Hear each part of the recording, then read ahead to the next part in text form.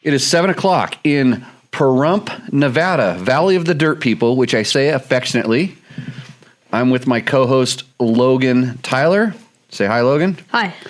And my name is Jimmy Lewis. I am the team principal of Dirt Bike Test, and tonight we are doing... Tech Talk Taco Tuesday number 32. Exactly. So that is what this show is called. For those unfamiliar with it, it's because I grabbed some podcasting equipment and went down to a local bar here in town and sat down and started Tech Talk Taco Tuesday, where I went live on Facebook, took questions from people about dirt bike and dirt bike related products, had some tacos, a nice sip of tequila or two, and so it was born. And now you have to suffer through it. This is where we will take your questions. We like to take the questions live from the room first. This time I got Logan a little iPad that he's playing with, trying to figure out how to make it work. That's what kids are for. That'll keep him busy. That'll keep him from talking and interrupting me, because I couldn't have a better co-host. One that doesn't say anything is what I think. So I'm going to turn us down just a little bit, so that's better on my end. I'm looking at the levels. So welcome, everybody. Thanks for joining in live. I don't see a whole lot of questions here. And Patty Blaze says, hi, kids. So I think she's talking to you, right? Probably. Yeah. So, Logan, did you get to ride this week? Not really. Not really. School's that busy. Yep. Okay, here. Remember, 3-word answers. I want 3-word answers. I will try to. And you got your 30-second segment coming up. It's called Logan's Rant is coming up a little bit later. We're going to put him on the clock and time him, and he's got this covered. And he can blame everything on Big John, because John refuses to ever come back in to do a Tech Talk after his ratings are just like, they were horrible. Logan's killing him on the ratings, so John's scared. He's not coming back. He's probably sitting in his truck out there protecting our country from our crazy people. And good on you. And Logan thanks you for you took your notes about your rant, right? And you got the thing where we start a new page here where we apologize to people too. Because we're going to piss some people off, I'm sure, today. Hey, while we're waiting for all those awesome questions to come in, we're going to talk about some of the stuff. For sure, go check out www.dirtbiketest.com, because don't turn that vibrating chair on. It's we'll be in a world of hurt here if you do that. Go to dirtbiketest.com to see all the new stuff that we put up there. We actually put some new stuff up there. We have 2 new Kawasaki KLX 230 impressions, courtesy of Cub Reporter Erica Muxlow. She rode the 2 new KLX 230s, the dual sport and the kind of play bike version, and also the 300, which I'm hoping to get up there hopefully tonight, tomorrow, soon. So that's the KLX 300 that kind of went a little bit under the radar. I haven't seen a whole lot of information about that. We have some pretty good information. I just got to get it typed up. And there's another interesting test. We'll call it what was the 350? It was it's the white one. The brand, they're like KTM's but different. It's a 350 dual sport bike. Oh, Ride Engineering. Yeah, Ride Engineering loaned us, Adrian from Ride Engineering loaned us his personal FE350, which he did a whole bunch of cool customizations to. And it's like kind of like Husaberg, but different. I can't remember the name. But so that impression's up there. You can watch Trevor, who's famous for hitting donkeys in Nevada. You can watch him run over a snake in California. So just if you're really got a close eye on that video, you can see that. But if you want to see how to take a few-year-old bike, do some good modifications to it, bling it out, that is up there on the website. We brought you some of the new 2020 Honda Africa Twin information. I have a couple questions that were brought to my attention on that bike. Maybe Steve Conklin will show up on the website. I don't know if we've even published his crash bar test yet. Man, we've been working on that. He has an Africa Twin. He got some crash bars for it. He's done a really good evaluation, and we've just been fumbling the ball and trying to get the photos uploaded because it's not as easy as you think. And anytime if you feel like our site needs any help and you could do better, we are taking internships like all the time. You're kind of working on an internship, right, Logan? Yep. That was one word, 3-word answer. Yes, I am. That would work better. Okay.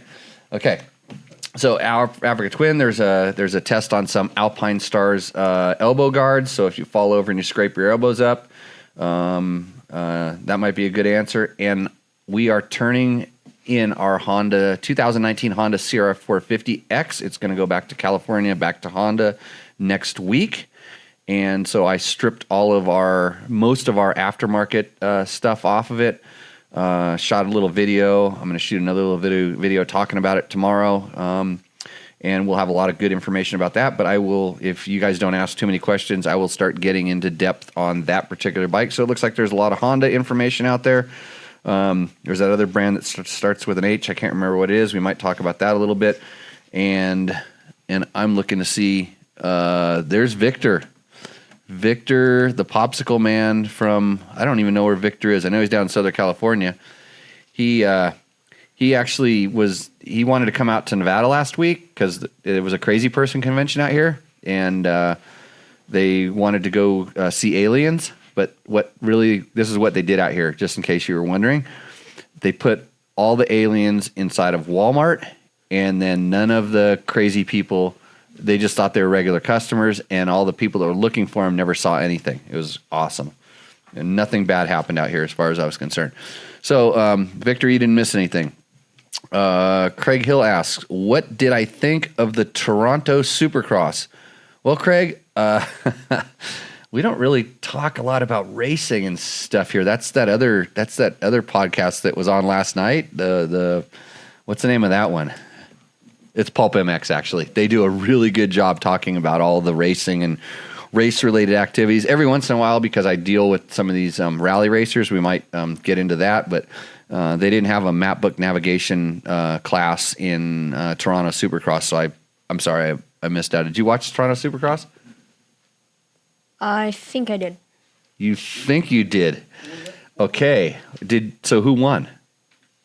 Break news. So I don't remember. You don't remember. It was that interesting. If Cooper Webb won that, you would know, right? No. I would not. You wouldn't know. Okay. Who's your favorite rider, by the way? Don't really have one. I like them all. Oh, man, that's vague. Okay.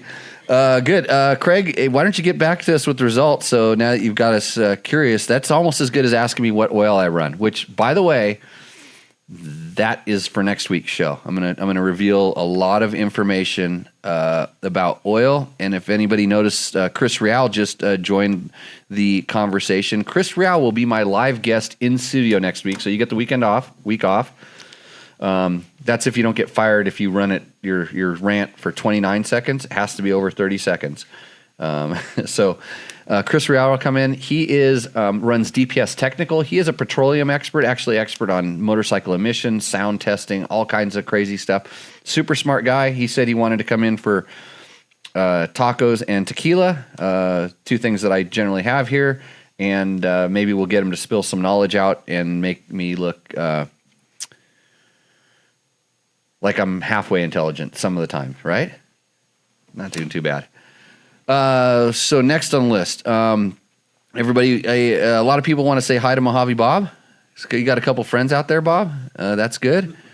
Baja Diaries asks, what are my first thoughts on the Africa Twin?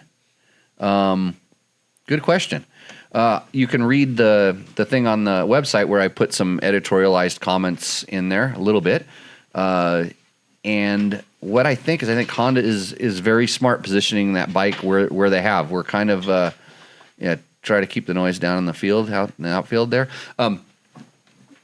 Actually, speaking of that, I'm going to make sure my ringer's turned off on my on my cell phone. This could go bad at any moment. Now, don't worry about that one. You're okay. Nobody's going to call you on that. And we got flies in here too. Did you bring the flies in? It's all going haywire. Africa Twin. So they bumped the displacement, evidently by lengthening the stroke slightly. The bore stays the same. Stroke gets a little bit longer, which But they also did a lot of little changes. The cylinders are made out of a slightly different material, but they're going for a little bit more power. And I think in reality, what's happening is we got to look a little bit farther out in the future where they're going to have more stringent emission standards. And in order to keep the same power, they're going to have to rely on some good old-fashioned tricks, board or stroke it. So while they did that, they did some other smart stuff. They added a removable aluminum subframe. I remember when I very first saw the Africa Twin, I'm like, what are you thinking? Because it had a pretty small, non-removable subframe, and knowing how adventure guys load a lot of stuff on the back, probably not the best thing. And just a little tip over with panniers on the back, it tends to want to bend a subframe. So smart things. The other stuff that they did with all the traction control, kind of getting their traction control, engine management system, brake ABS systems and stuff. Adding cruise control is the only bike I've ever ridden with true factory installed cruise control was a BMW GS. And once you start riding with it, you love it. And I remember it took about 3 or 4 months for me to quit getting mad at my KTMs for not having cruise control on the very few times I was cruising down the highway. So I think they brought the bike up. They've differentiated the adventure sports and the standard version, kind of saying, hey, the standard version is for you guys that kind of want to ride them a little bit more aggressive off-road. It'll be interesting to see what they did with the suspension to complement it, because the Africa Twin had, and it still does have, very good, capable off-road suspension. It was back then definitely on par with the KTMs at the time. So all good things. And if you watch any of the videos we've done on it, you watch me just go on and pontificate about how awesome DCT transmissions are. So that's an option. It's how many of you are driving manual transmission cars anymore? So, yeah, a few of us have them, but it's kind of a rarity. And there's the fly again. I'm gonna catch that thing. You gotta kill it. Maybe. Sorry for your ears if I just did that to your ears. But if you're riding if you're doing like performance riding, you really want to, if you're like racing almost, then DCT is not for you. But if you're just trying to get your motorcycle through places, even off-road, even in some semi-technical stuff, because remember, it has the clutch is automatic. It's all done through the throttle, kind of like you have a Recluse, but it also shifts for you, which is pretty cool. So that's kind of a neat feature, not really available on any other adventure bike, and for true adventure riding, I think it's a good thing. So it'll be interesting to ride that thing. I can't wait to get our hands on one. I will send Mark Baja Diaries. I'll send you on an adventure on one. How's that? For asking that question. Good job. Let's see. Is the Africa Twin a better choice over a BMW? Victor asked this. What do you think, Logan? We know your feeling about BMWs. You know my feeling about BMWs? Yeah. Okay. What is that? They're over-engineered and perfect riding machine. Man, I never told him that. I make jokes about him all the time, don't I? Yeah. Yeah. A lot in the classes. Yeah. We get a lot of BMW riders, and I pick on them almost as much as what, Harley riders? Pretty close. Yeah, pretty close. No, so really, man, you want to talk about an over-engineered bike also is a Honda. I mean, it's like when I was testing, growing up testing Hondas, and you're testing all these different bikes, man, the Hondas, the one thing they suffered from was, I don't want to say perfect, but they tried to really engineer their bikes to a very, very high level. And to the point where they were almost boring. It was like they were so smoothed over, they almost didn't have any character. And I think I've heard same from car journalists. The cars are just really, really good. There's a certain thing where they just, and sometimes when you're doing all this different stuff, some of those characteristics that might be maybe a sharper edge or something that, it's like something that you love or hate. The Honda just didn't have any of that stuff.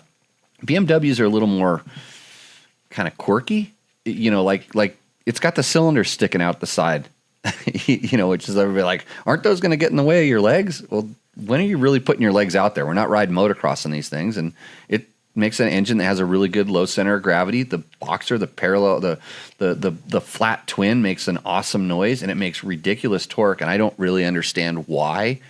I mean, it's actually I never really asked, why different engine configurations make different kinds of torque. You'd think it's a certain amount of displacement. I'm sure it's firing order and angles. And anybody, any of our brain trust in here, can they answer that question for me, or have I just gone off on a tangent?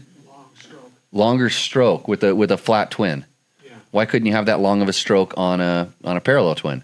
It might not fit. It might not fit. See, okay. I would say it has to do with the continuous movement of the piston itself is almost like a rotary motor. So yeah. Okay, we're getting all kinds of things here. Maybe we'll ask somebody smarter next time. But so Victor, it's like a man. I always tell people, like, if you can, go test ride them. That's what I've done my whole life, is test ride things, and because you just don't know, and a lot of times you'll hear me complain about something, about maybe you have a bike, you have a CR 500, and because you're sort of accustomed to kickstarting that monster, it doesn't bother you that much. But since I haven't kickstarted a bike since it's been a little. I gave a kick assist to a bike the other day, the Christini. The battery it'd been sitting for a while and the battery was low, so I pushed the button and kicked. So like, it's really awkward to kickstart. It bothers the heck out of me. So it's just, you don't know something until you're exposed to something different, and then you have something to compare it to. So the Honda and the BMW are very, very, very different in their own highly refined ways. Hopefully that answers that for you, Victor. Test rides, because that's like chocolate and vanilla. It's like one's one and one's the other. I mean, you might like them both, and sometimes they're great when they're mixed. So yeah, Dustin Dag says, "Hey guys, Dustin Dag here. Right on. That's kind of a cool name, yeah. Thanks for all you do. I have a 2018. You got this question on your thing? Where's your questions? You got to get the comments going somehow. You've been pushing on it. Keep playing. Don't worry. You can keep playing with that thing. It's not like you're saying anything, but you better be writing your speech down. I have a 2018 KTM 500 EXCF. I recently had a check engine light come on my OBD. I think that's the single light on his dashboard. After referring to the owner's manual, I was able to find out that it was because of the gear position sensor getting either too high or too low voltage. I rode with the engine light for a few times with no noticeable effects. Since then, have replaced the sensor and the light has not returned. So my question is, why does the bike have a gear position sensor, and what's its purpose? That's a good question. The reason they have a gear position sensor is because for emissions and sound. Because depending on which country or which country you're in, which regulatory board you are dealing with, there's certain sound test criteria, and by having the bike perform a certain way when it goes through the sound test, makes it so it can run a certain way the rest of the time, which is really dumb, because ideally what we want is clean bikes, and or the EPA and stuff wants clean bikes, but so it's on that bike probably for that. But beyond that, like when you find them on the current motocross bikes and stuff, it's so that they can have a different ignition map for each gear. So you can have, and then also it knows when you're doing a start. It knows, if you activate like a start map, a special map for the start, it'll know when you shift out of essentially third gear, then it goes back to normal. There's a lot of reasons for them. On that bike, I would almost guarantee it's for sound. I saw a hand get raised over here. Yeah. So it's for that, and I'm pretty sure that there's ways that you could disable it, or do some of the different ECUs might allow that. I know there's some people that are a lot smarter on the specifics of that. It's never really bothered me. I also have a 2000. Do I have a 2018? I think I have a 17. I can't remember. 500. One of those. No, maybe my 3. I can't remember which one I have. Too many of them. And I've never really noticed it doing anything different in different gears and stuff. But that's why it's in there. So, but I know sometimes when you disconnect them, the ECU doesn't like it either because it's probably because you're not supposed to mess with the sound devices, and it's all interconnected. So, somebody called me vague. Good.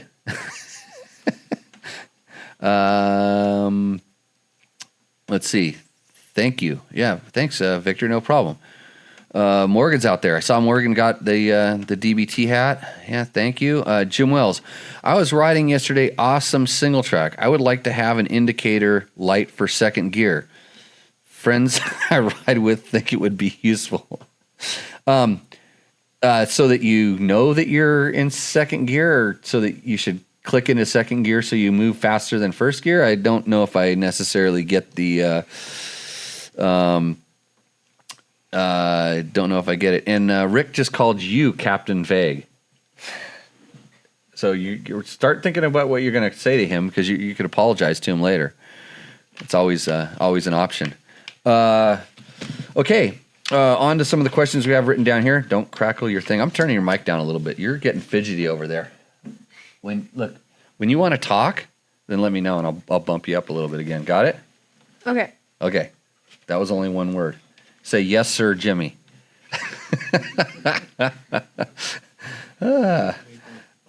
Okay.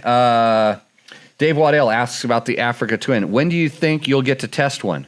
They said they're available in March, so my guess is that they might have some media rides before that, and I would just kind of guess December, but I didn't ask that when I was asking questions about the bike. My 16 DCT model has been doing well. Definitely don't want it heavier or higher center of gravity. That's another two things that they did to the bike. Well, they lightened it a little bit. I think we did some numbers, and it was like I put them up on the website. I don't remember the numbers, but 3 or 5 pounds lighter, which on a bike of that mass, you're not really going to feel too much. More fuel would be nice, since 85 miles an hour drains the tank very quickly. Yeah, when you start going those speeds, that thing's you're like pushing a piece of plywood into the wind. I've gone for a high front fender as Gumbo. My Gumbo Mud got my stock one. CarPlay on my 19 Goldwing is a bit fighty, makes me worried. Yeah, I don't have a whole lot of experience with a lot of the technologies, because that is what they've got Apple CarPlay on the new adventure bike. So sometimes you just have to keep updating and rebooting it, kind of like Bob has to do with his phone, because he can't get the group text when we ask how many tacos are for this event. But I think, and I'm not sure, but a lot of times, when you take your bike in for service, or you can get your dealer to flash it, they can update those things, or you can, through your phone or device, update your software, and that seems like needs to be done quite a bit. When I have problems with any of that stuff, it's update the software. And KTM also wanted me to, because I'm the guy that was the guy that complained about it, on the new TPI bikes, there is a updated ECU flash for you. So if you can get your dealer to flash your KTM 2-stroke, your 2020 KTM 2-stroke, it will perform better, I'm pretty sure.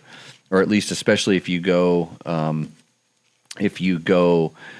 up in altitude without shutting the bike on and off. Let's see. We had another question. Let's see. I'll call someday to explain the second gear light. The second gear. I don't get it. Hey, we played around with it. We almost set up a thing where you can call into this show too. So we're pretty close, right, Gabe? Next week for the Chris Real thing. Okay. Well, then we can take calls for Chris, where everybody can call up and ask Chris what his favorite oil is. There you go. Yeah. Okay. See, Chris used to own Duralube back when I was a factory KTM racer, and so I probably won't talk about the tower of cylinders that Danny Hamill and myself had. Yeah. That's 10/10 stuff. So Dave Nitson says, what do you know about the Baja Design Squadron Sport, say, versus the Pro XL? I know a lot about that. And we have a test on Dirt Bike Test on the Squadron that I need to update because I just got another one that I put on our Honda 450X. And I think since that one and the new one, they might have gone up in some lumens, made it a little bit better. But what an awesome light. The Sport. And it's plug and play. It doesn't draw that much energy, but it throws out light. I remember racing in Baja. I mean, I raced in Baja with double, headlights. We had to have a bigger ignition to run, and it was not as good as that little tiny thing puts out. And it's amazing. So, and I have a moto-minded setup on my KTM 350 with the XL80 in it, and that's the bigger light. And I think technically, and I'd have to check the website to see this, the lumens that those things are putting out is kind of similar, or maybe there's a different version of the Squadron that puts out the same amount of lumens, but it's got bigger reflectors, so it's just able to throw and control that light a little bit better.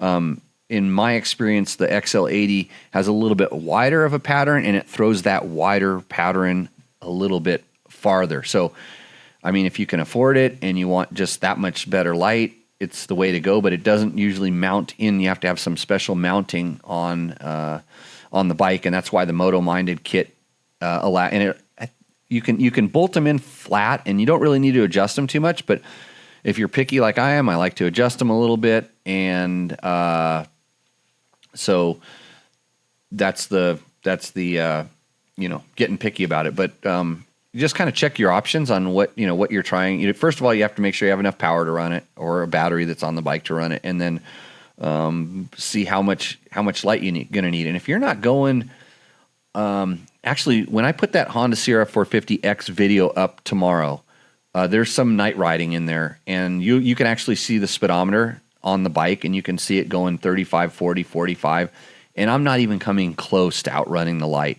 And I mean, it's still out there. And there was times when I was going 60 and 70 miles an hour, and it was fine. I mean, I think I could go 80 probably with that stock Squadron. So, which is pretty fast, especially at night, especially when you don't know exactly where you're going. Did you get that thing working yet? Got the comments?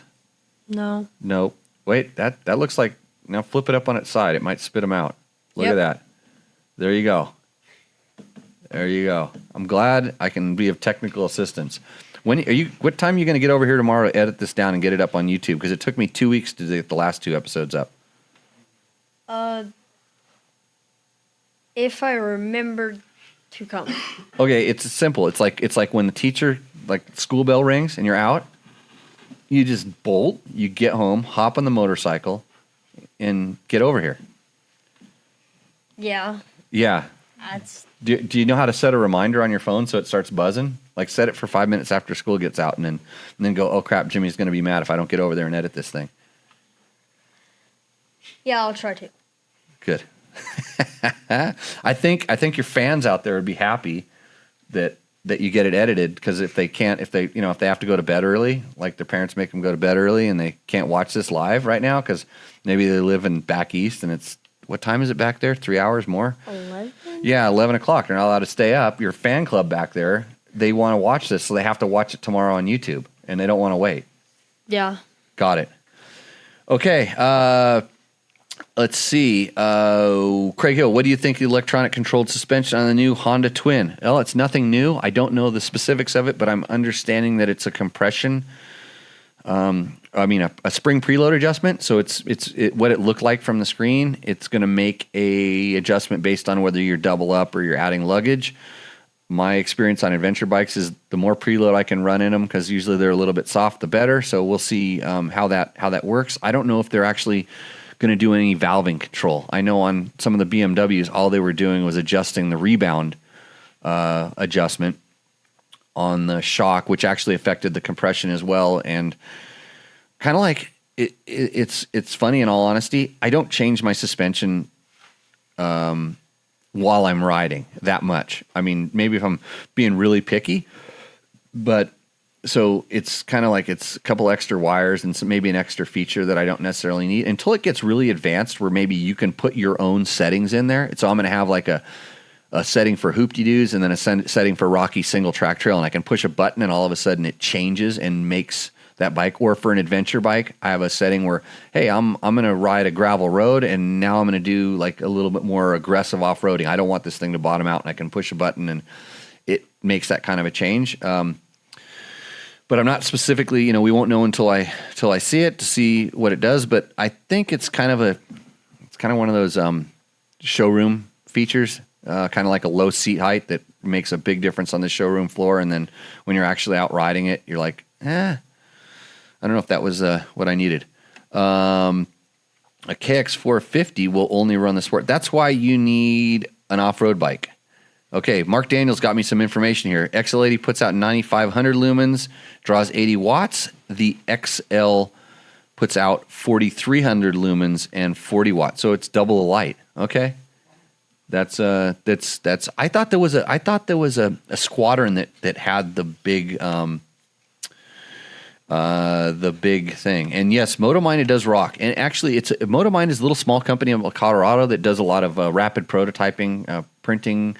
They make very interesting, very unique products to solve questions. One of their problems that you have. And one of their interesting little products is a little ring that goes on your current KTM air filter to stop that pin from punching through it on a KTM or that other brand. I'm going to remember that company one of these days. They used to be from Sweden. I know that. Kajiva? They were Kajiva for a while too, yeah. Okay, Montreal Supercross results. Dean Wilson, Malcolm Stewart, and Justin Brayton. Do you know those guys? Yeah. You follow them all? You follow them on Instagram? Dean Wilson, I do. Right. Glad he won? Yeah. Did you watch him win? No. Okay. You fell asleep? Yes. You didn't see the end there. Eduardo Rosas asks. You see him? You see him on there? Yes. Yeah. He asks, so you're going to start reading these questions now that you got the things. What does he ask me? What are you going to miss about the Honda CRF 450X? I'm going to miss you taking the time to read those questions so I can have another sip of beer. 450X. Glad you brought it up. That is a very good desert bike. And if anybody knows how many Baja 1000 victories the older Honda 450X had, that was by no mistake. I started racing with Honda on an XR600, and it was literally those bikes were selling like hotcakes at the time. And then, it was winning Baja. And then they made an XR650, and it was winning Baja. And when they went to 450X, it had to win Baja, and they made it very good at doing it. And they've just kind of kept that heritage of a kind of, I'll call it a desert bred. It likes going faster. I always say it likes second gear and above. It's not really a first gear bike. Not that it's bad at it. And when out here we have Nevada, what do we got? Whoops, and soft sand. Yep, desert. And we have rocks and all the other desert stuff. But what that bike has is it has the ability to make you feel comfortable going very fast, and it has a certain amount of safety and stability built into the way it works. So that's kind of what I'm going to miss about it. And after putting it back to stock, I went and rode quite a bit the other night on it, and it was, other than the suspension valving changes I had are still in it, and it still has a chain guide on it. But other than that, it was back to completely stock. Even the airbox cover on it, and I was just blown away by how good it works. It's still pretty fast, and it'll get you up to scary speeds, and at the same time, it's really quiet. So kind of a fun bike. And I was talking with our Honda media rep, telling him, hey, I got the bike ready to kind of come back, and we were just kind of going back and forth about it. And I'm like, this bike is it's as a stock bike. So if you're riding out in the West and you just want to buy a motorcycle and you don't want to mess with it, I'm going to say that the Honda is probably one of the best ones. The 2019, 2020, because they didn't change it too much, 450X is a great off-road bike for doing, 2-track and faster desert trails, just absolutely box stock. And because you just don't have to mess with it.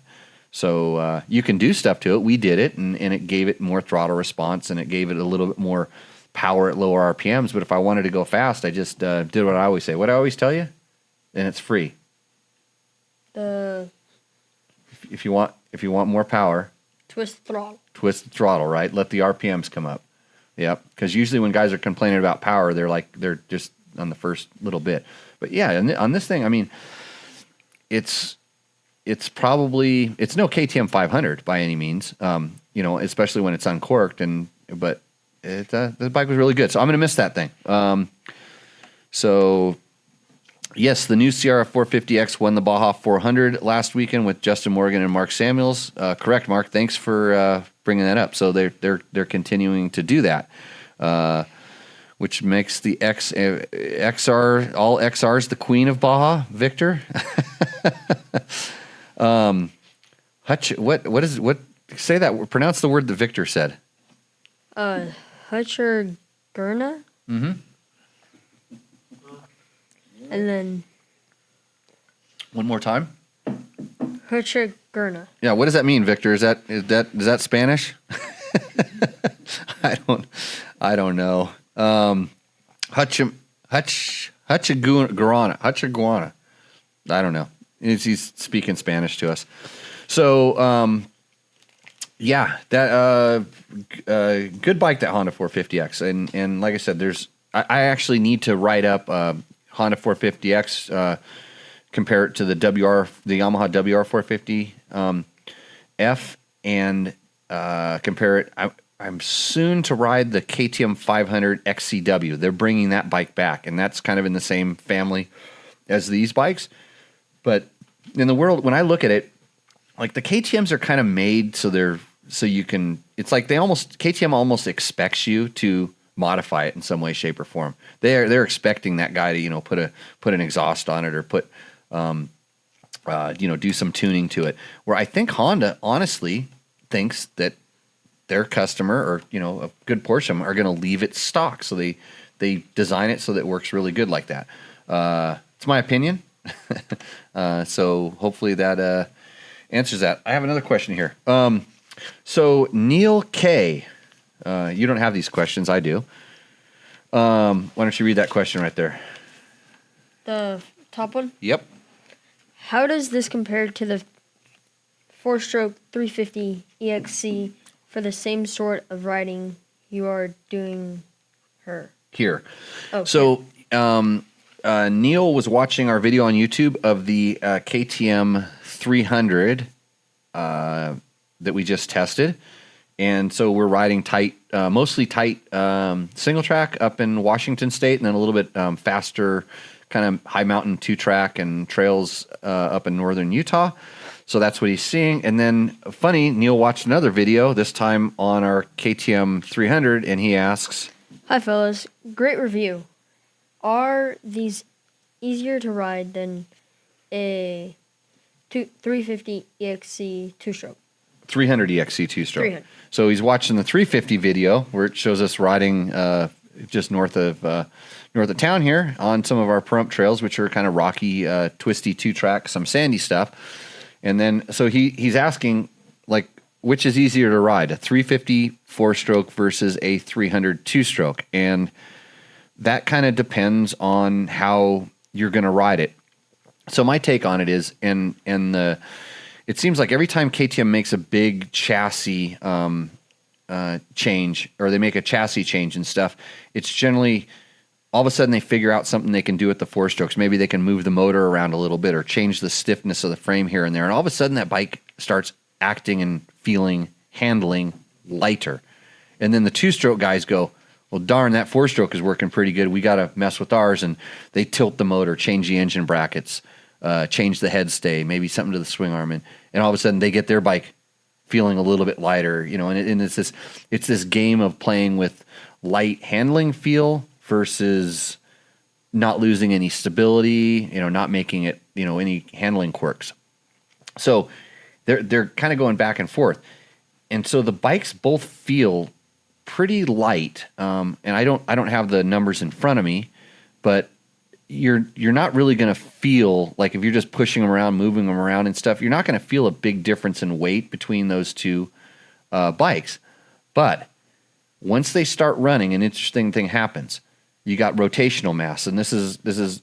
I remember when I was young and I was explaining this to my then boss editor at Cycle World, who, when I would say that a 400 4-stroke felt 30 pounds lighter than a 600 4-stroke, and he goes, but on the scale they're only 2 pounds difference, and I'm like, but it feels 30 pounds lighter. Well, you got to understand there's a lot of spinning stuff inside your motors, and so I actually had to take one of those gyroscopic balls. You wrap a rope around it and you spin it, and the ball starts spinning inside of a shell, and you can take it and you turn it and you feel the weight moving. Is anybody ever play with one of those? Dreidel. So what's it called? A dreidel? I didn't hear that. I got headphones on, by the way. He said dreidel. Dreidel. Okay, yeah. So, anyways, you spin it and you feel the mass. And so if you do it right, you can actually wind it. You can spin it and wind it up. You make it go faster, but it's hard to knock it out of line. It wants to continue spinning, but you try to take it out of line. That's what your crank is doing, okay? And that's what your camshafts are doing. And that's what your clutch and your transmission, they're all spinning, and they want to kind of keep going in a straight line. This makes perfect sense to you, right? Yes. You taken that class in school yet? No. That's one word. No, I have not taken that class yet. Okay, so everything's spinning and it wants to keep going. It doesn't want to be knocked out of line, and that's what makes stuff that spins, if it has more spinning stuff, heavier. So not only does a 300, because it's a 300 2-stroke and it's firing every revolution, so you're getting 350 cc's of power every time it. Poof. The 4-stroke, it takes 2 revolutions to get 350 cc's of power. So it's kind of making less, the 350 4-stroke is kind of making less power, and you have to rev it up a little higher in the RPM to get the same amount of power. Now all that stuff is spinning more, and it's harder to knock out of line. So if you're just idling along in slow speed trails and you're at low RPMs, both these bikes feel very light. But as you start revving the 4-stroke, it starts getting heavier kind of quicker. And you don't need to rev the 300 as much. So I think hopefully that dives back into like weight feel, because usually weight feel and agility. But then if you're kind of ham-fisted on the throttle, a little choppy on the throttle, that 300 could get out of hand for you quite easily, because it makes more power, lower RPM, makes more power quicker. And although they've done a great job of making those things really smooth and easy to ride, I think sometimes the 4-stroke now is even smoother and easier to ride. So your question, hopefully you can listen. If you listen on those videos, except for the 350 video, I think the sound in that one was actually horrible, but you get the point. You can tell where the engines are revving. You can listen to how the engines rev and then say, am I riding like that, or am I, riding a little bit different? And maybe that'll help you make that decision. What's that one? The one by David? Yep. The NC450 Zagashin motor. Hey, you pronounced it as good as I could. Say it again.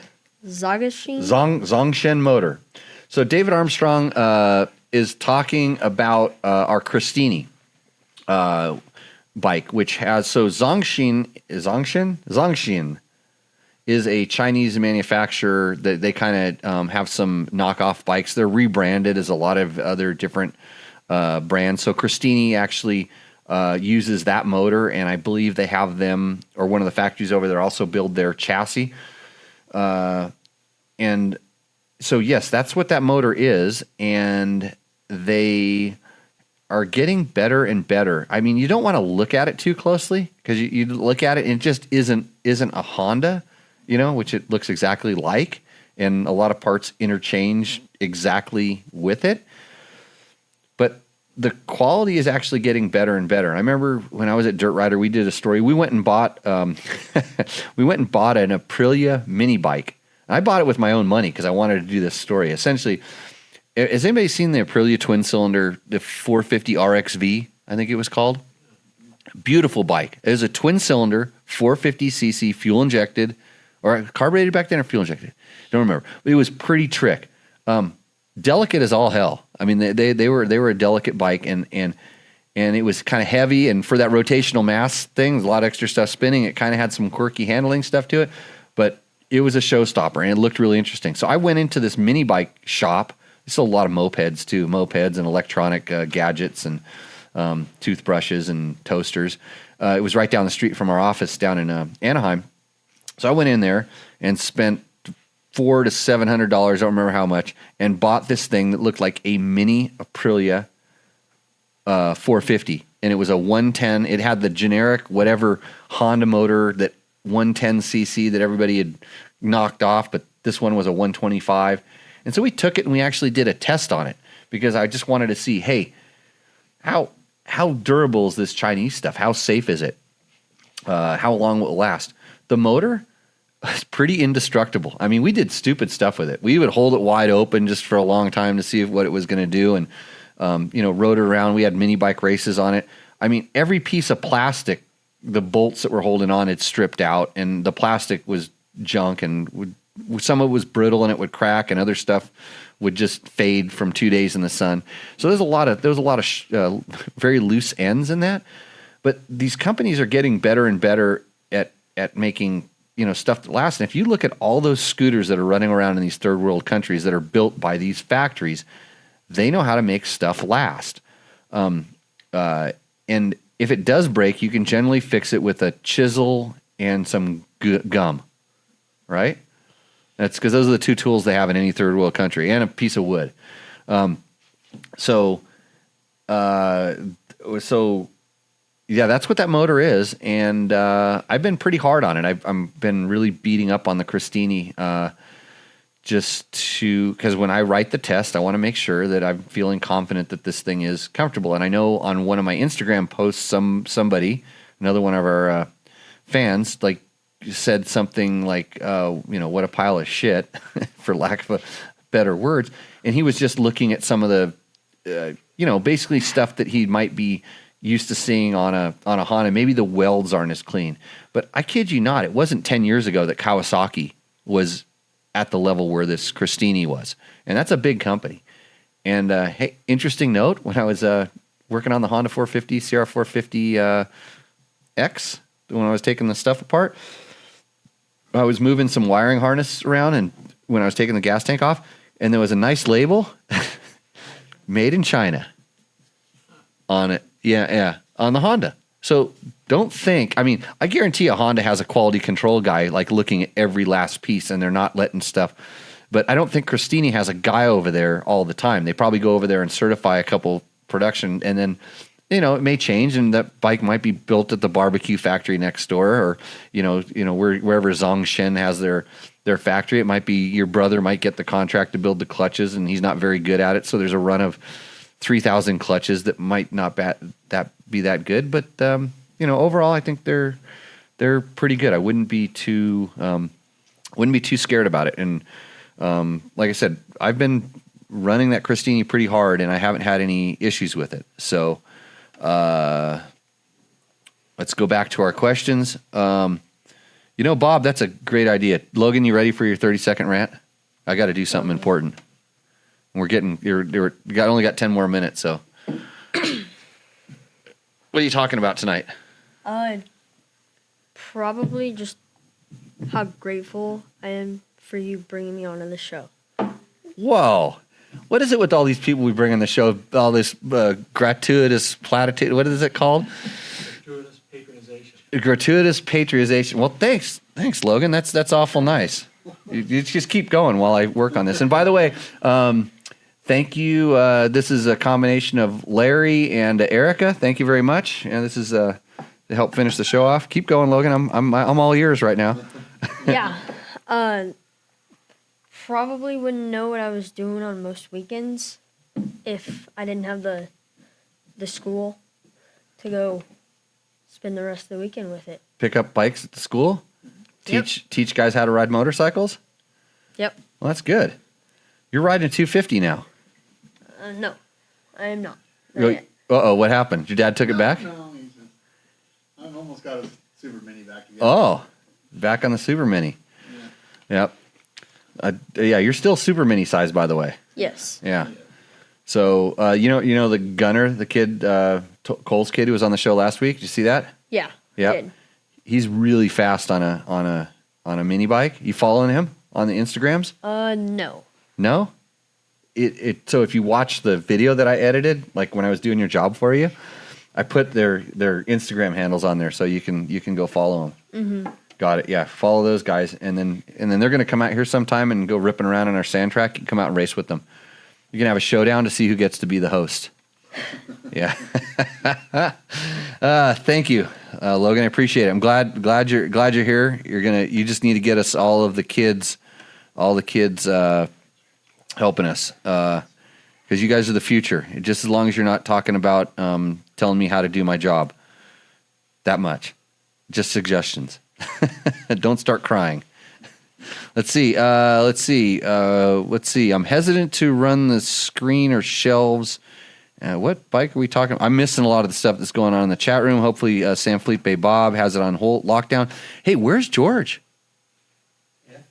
George is missing. So George, who oftentimes you guys see him in the chat room, that's George with the J, spelled like the way they spell it in Mexico. Victor will be happy here. It's Jorge, but it's George in this case. George got himself a Ford Raptor, and yeah, it's a pretty nice one. And he's already out driving around the desert. And look, he's already gone AWOL. He's out venturing around in his Ford Raptor, leaving us to fend for ourselves. We don't have anybody putting up all the links in the chat room. And Bob is letting everything getting out of control. And yes, Victor, this is fancy tequila. Clase Azul, way out of my league, except when it's gifted to me. So cheers for that. Thank you again. Actually, Larry got me the bigger bottle. I have one of those grande bottles that's like, this tall, and I'm holding my hand up way high when I say that. This is really good. And Heather, my wife Heather, she says, we really appreciate you working for us, Logan. Yeah. Good, huh? Yeah. Mm-hmm. Okay. And then we're going to appreciate Gabe when he gets the phone calls piped in here. You want to edit the video too? If you get over here before he does, you can do it. And then he'll get canned. I mean, it's a revolving door around here. The pay can get doubled too, like pretty quick. I got a budget for it. Yeah, everybody's doing math in here. Like I was talking to Chris Real when I was talking to him about coming on the show. I said, okay, there's two things we're not going to do during the podcast, and one of them is math. I don't do math during the podcast or at bars anymore because I always come out wrong. And then I don't know what the other thing we weren't going to talk about was, but he'll bring it up, I'm sure. Let's see. So yes, next week Chris Real is coming in for all of your oil questions. So we're going to talk about motorcycle oil and motorcycle oil related products. Let's see. I think he really wants to talk about a little bit about motorcycle sound, about catalytic converters, and some of the changes related to the fuels and new technology, and some of what is complying with the regulations that they have to, because he's heavily involved with a lot of that testing, and it's very interesting, and it will probably kind of give you guys a whole nother level of, everybody goes, why do they build the bikes like that?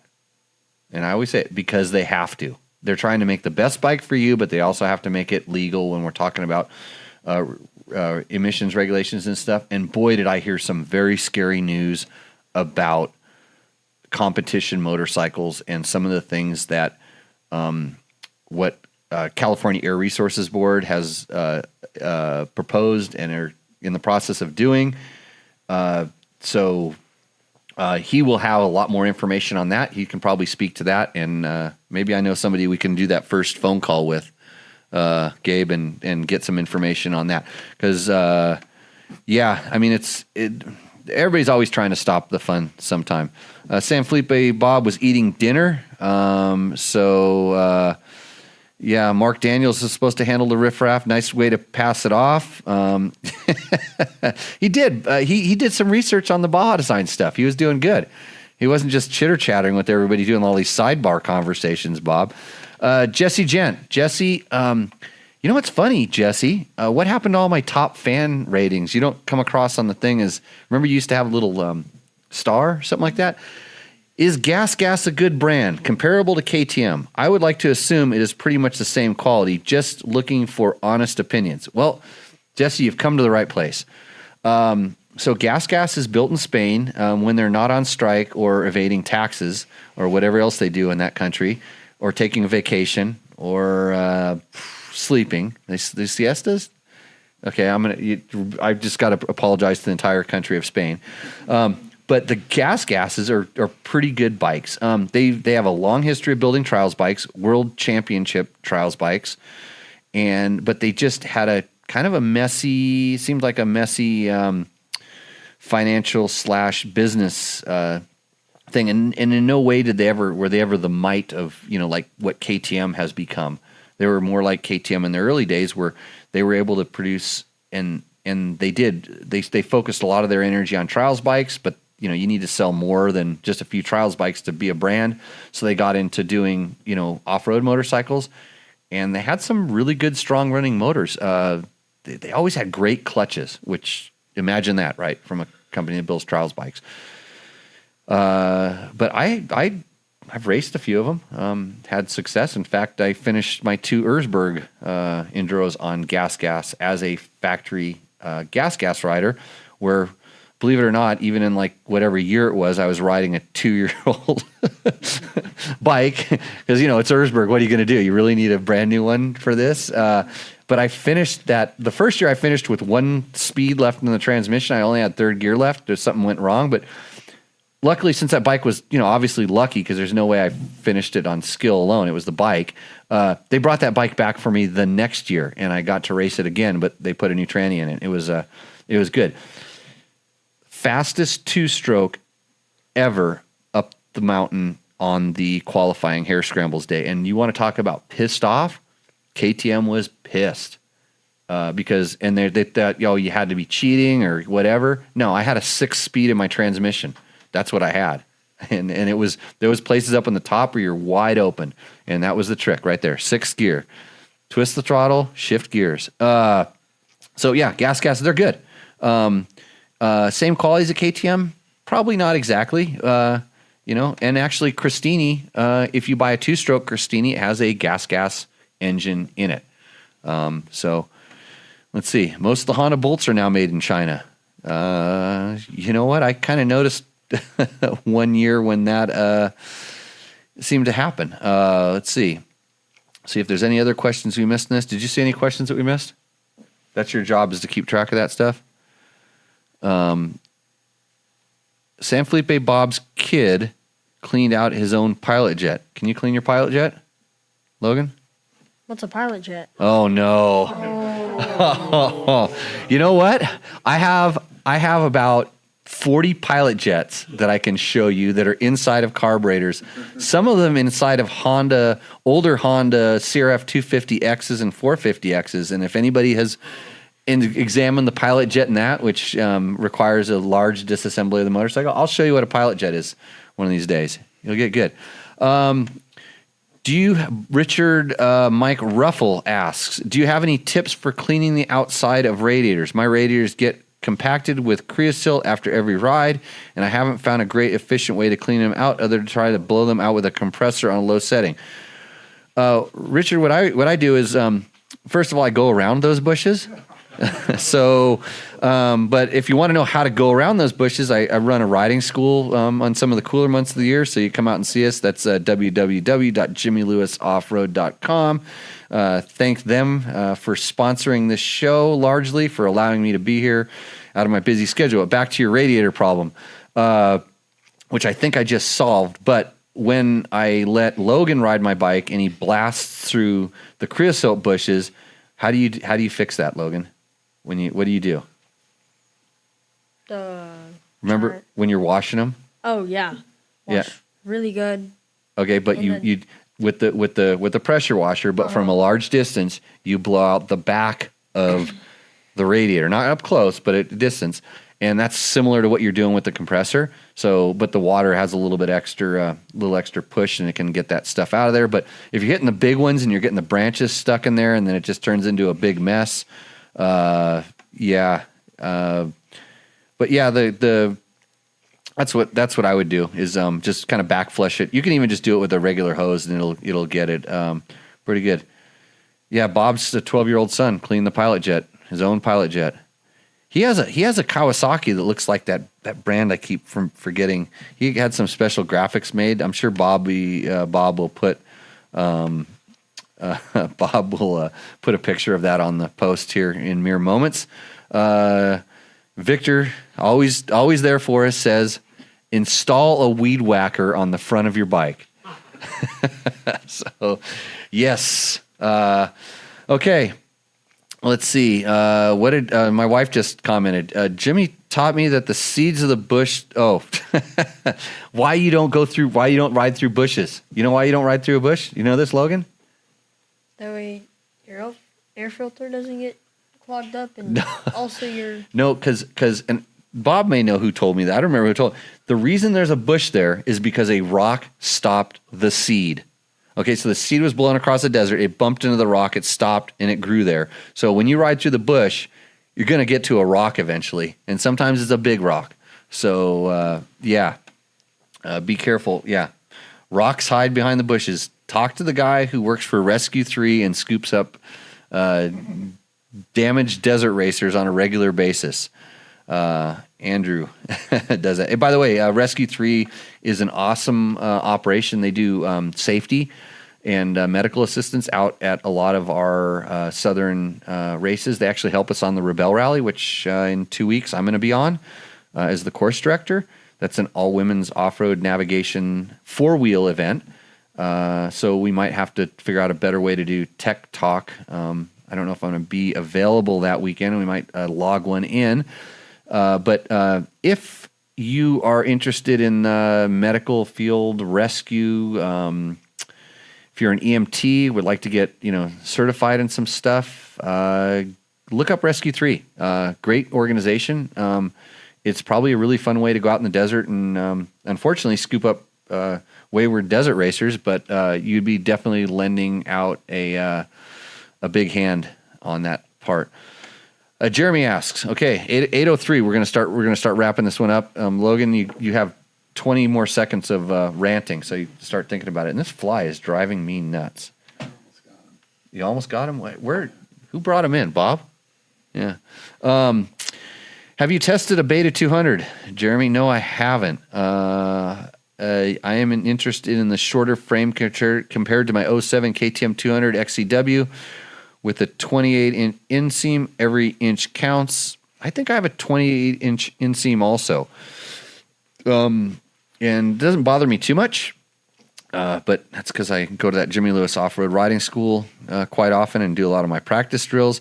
But if it is indeed a shorter frame, that's interesting. I haven't had a whole lot of time to reach out and beat up on the Beta people to let me ride one of those bikes, but it was in the works. I know that. Andrew posted up the rescue3inc.org. That's rescue3inc, the number 3inc.org. If you are listening and you want to check out, support those guys, help the cause. So I think that's good. Logan, what do you have to say? Well, I thought that thankfulness was going to take up to 30 seconds. That's kind of a, you're really trying to use those gratuitous patronization. No, there's a false pleasantries was another thing that comes to mind. Platitudes, yeah. I know it got you pretty far. I mean, it got you to here. we're 5 minutes over. I'll forgive you if you promise me you're going to get over here and edit this down and get it up on the YouTubes. Okay. Okay, so we'll let you off the hook on this one. But next week you get the week off, so that means the next time you're on, I want a 1 minute. You got to start thinking about what you're gonna complain about, because I just talked for like 59 minutes, with the exception of the one sip of tequila and the one beer I dropped back on this podcast. Silence. That's the best thing for a podcast. So anyways, thanks guys for joining in. Thanks for listening. If you are listening, shortly these things will be easily available on podcasts, or maybe you've actually found it some way, shape, or form. Be sure to go back and check out our older episodes. They're even more ridiculous and less produced than this current one is. Share this somehow, way, shape, or form. Do whatever you can do to kind of promote us and put us out there. We've got some big things coming. I keep saying that, but I'm going to put my head down and make it work a little bit better. I really like testing dirt bikes and telling you guys all about it, answering your questions. I like having Logan here on there because he's just full of it, he's trying to stay quiet, but like I said, it's not getting in the way. So thanks again, guys. There's all the happy faces blowing up off to the side. We will see you out on the trail. Cheers.